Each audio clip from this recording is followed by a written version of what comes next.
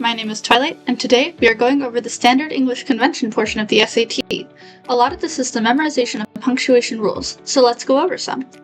Let's start with the hardest, semicolons. They're one of the hardest punctuation to figure out in the SAT, as most people don't fully understand how they work, so let's learn how to use them. The first rule we are going over is that a semicolon can be used to connect two independent clauses.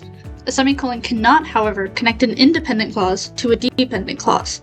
For example, the sentence is built from two independent clauses, or in other words, full thoughts, so a semicolon can be used to separate them.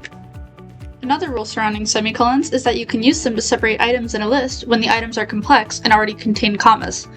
For example, these items being listed already require a comma, so adding more would make it messy. Next, let's go over colons.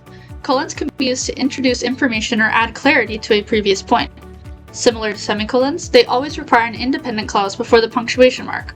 However, unlike semicolons, the information after the colon does not have to be an independent clause.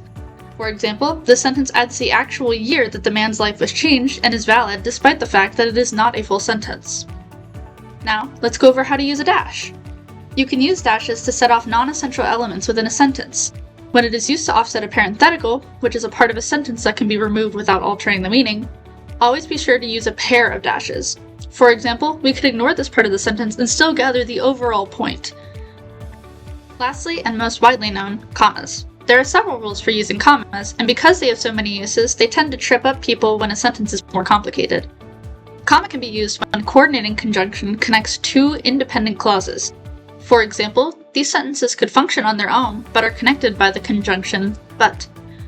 Commas can be used when a participle phrase, which is a sentence portion containing a participle word that modifies a noun or a pronoun, is used at the end of a sentence and is separated from the word that it modifies. For example, the college student is the noun that the participle phrase modifies to make her longing. But because of the distance between the two, a comma is required to add it to the sentence. Commas can be used to separate a dependent clause from the independent clause it gives context to. For example, the first sentence cannot function on its own, so it requires a comma to join it to the independent clause.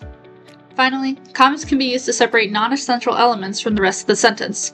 For example, this sentence is understandable without the portion in blue, but this bit adds more depth to the story, so it is included enclosed in commas. Thank you for watching! Make sure you subscribe, and if you still have questions, book an appointment with the N.E.S.T.